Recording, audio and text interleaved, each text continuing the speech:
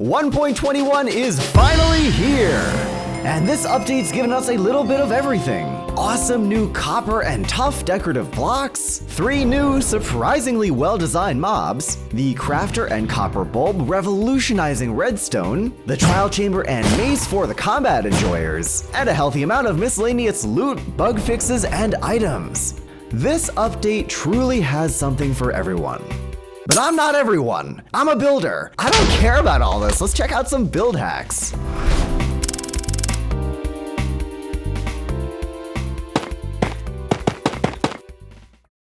Alright, so first of all, tuff. These blocks are absolutely incredible for gradients. I mean, we have all of these polished blocks, right? Tuff is a perfect middle ground between the stone andesite color and the deep slate darker gray. Same thing applies for bricks, walls as well if you really want a gradiented wall for some reason. And if you want to make a gradient out of the chiseled blocks for some reason, I guess you can do that too. I mean, really, I don't think I can say anything about tuff that hasn't already been said. This block family rather, is just phenomenal. And I bet you'll find a lot of use for it even outside of these gray stony gradients. Tuff has an interesting kind of greenish tint to it, and it's not entirely obvious at first glance. But compared to something like stone or andesite, which has more of a bluish hue to it, and you can really see the difference. It's very green. And because of that, tuff is gonna go really well with other greenish blocks. Like, these are not the only blocks that have a greenish hue to them. The first ones that come to mind are the dead coral blocks and acacia wood. I would say these all go together pretty nicely, but you could even go ahead and use light gray wool, light gray concrete, but why stop with just gray blocks? Mud bricks, brown mushroom blocks, and especially spruce wood. It just goes together so nicely. For example, if you have some sort of like a pillar of wood, just put a couple notches in it with some chiseled tuff bricks.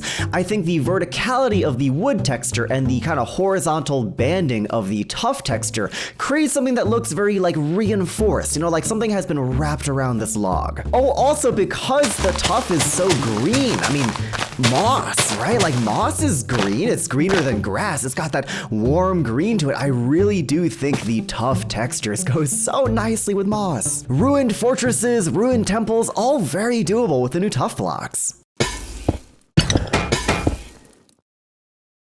One really silly, very subtle little thing that I don't think many people have noticed is that of all blocks, the vault block has some interesting quirks to it. The side textures of the vault block have a very similar color to polished tuff. I mean, look at that. You throw some tuff around a vault and you've got like a sewer grate or some sort of ventilation duct coming out of the ground. I mean, it's already got these little wisps of black smoke, but then you go ahead and you throw a campfire under it like so, and you've got something really, really cool looking. Like, look at that. That's awesome. Heavy cores are not exactly the most survival-friendly item, but they just look awesome. Combine it with an end rod, and you've got a silly little lamp. Or you put it on top of a wall block, and it fits perfectly. Like, look at that. It also makes genuinely one of the most satisfying sounds I've ever heard in Minecraft. You guys have to listen to this.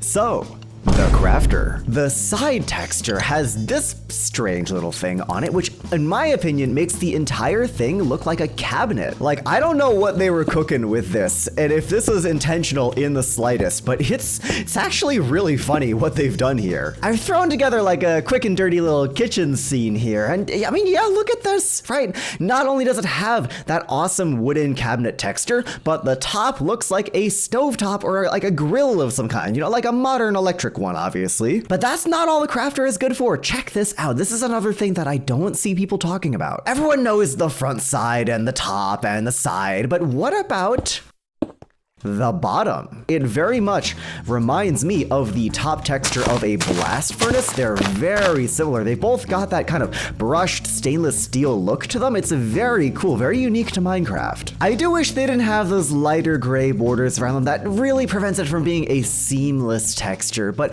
the fact that we have this in the game already is pretty cool. Okay, it's finally time to talk about Copper. And as you know, I'm a big fan of copper with me and my steampunk builds, and this update has got me so excited. We now have a full hotbar's worth of each kind of copper block. Like, that's nuts. Copper trapdoors in particular are some of my favorites. For starters, they make for some incredible pipes. Like, acacia trapdoors were good, but these are just on another level. I mean, they're really fun and trippy to crawl through. And you could even slap a piece of chiseled copper at the end, and it looks like it's got a fan on it. You know, some sort of industrial ventilation fan. It's pretty cool looking. Copper bulbs, I'm sure, are very useful to the redstone community, but to me, they look like engine lights on a spaceship, especially if you toggle them on and then get rid of the redstone power source. You have these really cool looking lights. Mix in some dead ones with the lit ones and you can make some really neat patterns. I mean, these definitely look like engines on a spaceship if you ask me. These copper grates are quite interesting, right? Because they can be waterlogged, which you don't really see copper blocks being waterlogged, which is it's a really interesting quirk. It took me a little while to figure out what to do with this mechanic until I realized that, you know, all this industrial copper steampunk machinery, it needs to be cooled somehow. Throw some trapdoors around the waterlogged copper grates, and now you have like a cooling tank or some sort of cooling mechanism. If you've ever built a computer, then you probably know about these like water-cooled CPU cooler wires, and that's kind of the vibe I'm going for here. Okay, I know what you're thinking. Leon, you know, these examples are cool, but you haven't actually built anything. And you're right, I haven't built anything, as a matter of fact. I have just shown you a bunch of isolated, small little, like, proof of concept examples. I haven't actually sat down and shown you a build. So why don't we go do that?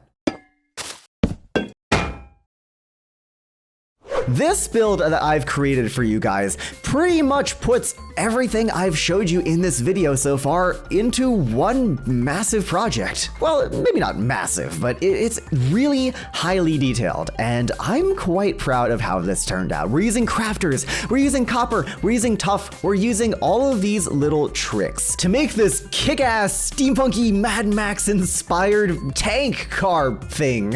What exactly this is, I'm not sure, but it's awesome. With all these new tuff and copper blocks, my mind went immediately to steampunk, to like industrial, and I thought it would be a really cool and fun little exercise to make a vehicle of some kind. But not just any vehicle, a vehicle that's using basically every block in the new update. This very cool, very menacing front area of the car is basically all made out of tuff. We've got some tuff details on the sides here, as well as some copper stuff, and even the bottom texture of the crafter, which I was just talking about. I got to use it in these like ventilation areas, and it looks so good. The wheels have tuff lining on the inside, as well as more crafters, which you can kind of see in there. We're using all of the new copper blocks up here. We got grates, we got the chisel blocks, we've got the trapdoors. We've even got a few copper bulbs, both lit and unlit, part of this giant like furnace engine of some kind, pushing this thing forward. And on the top, I've even used the vault block, just like I was talking about before with the smoke coming out of the top, looking really cool with the particles surrounded by some tuff. Heavy cores is like these massive industrial rivets holding all this copper framing in place, waterlogged grates for cooling. This thing just came together super well. Like, you know, it's not my favorite build of all time. The shape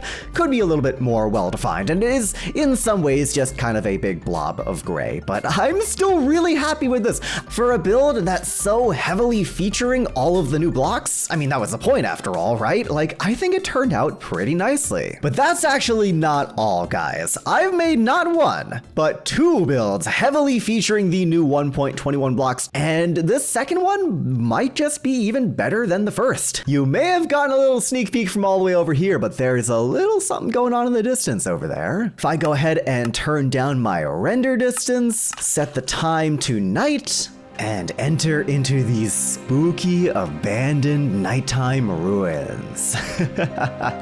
Oh my gosh, I love the way this turned out. We're gonna keep things on nighttime for just a minute, because that's really where this build shines. Now, remember earlier in the video, I was talking about the greenish hue that the tuff blocks have, and I really wanted to make like a proof of concept build in a sense. You know, I wanted to take a bunch of different green textures. The blocks that I said go really nicely with tuff, you know, mud and moss and spruce and make something really cool out of it. Something about circular ruins just really excites me. I don't really know why, but I went and I created these 8 abandoned pillars constructed long ago amidst the mossy fields. A lone group of adventurers has set up camp for the night, sitting amongst the ancient pillars, contemplating the legacy of those people who came before them.